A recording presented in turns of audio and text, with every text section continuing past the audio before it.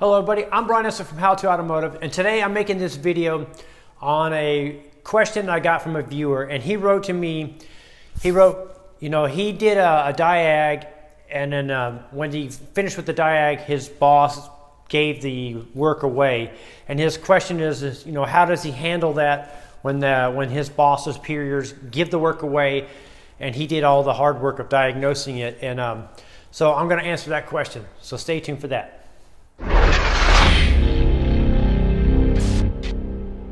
Okay, so this is a tough one here. This is one where you have to think big picture and you have to keep a cool head about when you go to approach this problem.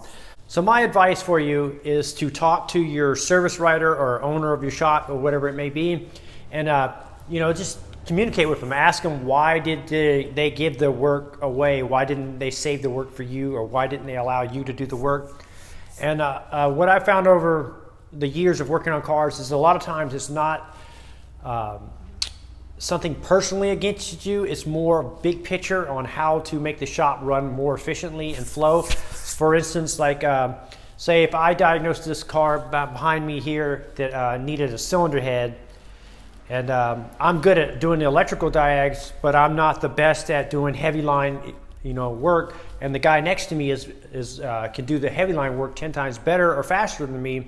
So it'll be in the best interest for the shop to give that head job to the heavy line tech, and it'll allow you to keep working on other things and stuff. I know it may not seem fair and at times, but it really is big picture in this situation. In some situations, you may have the day off the next day, and that customer needs the car, so they have to do what they got to do and give the work to somebody that's here at the shop.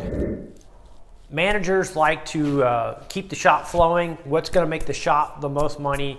So it's one of those things where you have to put your feelings aside and say, this is big picture. This is more for the shop. I've also run across the situation where you checked the car out maybe 2 or 3 days ago, and the service writer flat out just forgot who checked the car out and just gave the work to who he thought was best. That's a scenario that could possibly be.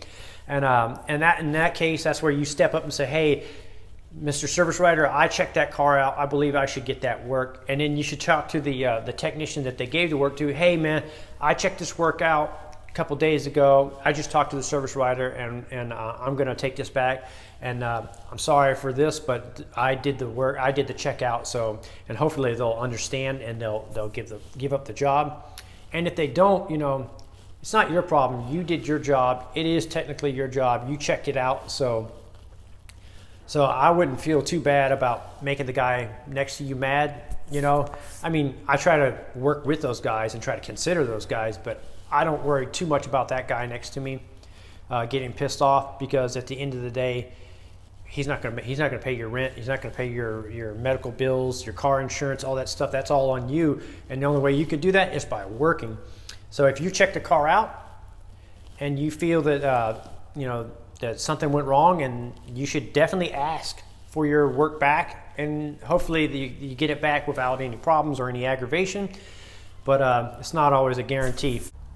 Now, that's one aspect of it, but there is another aspect is, they really don't believe in you, or they don't believe in your skills.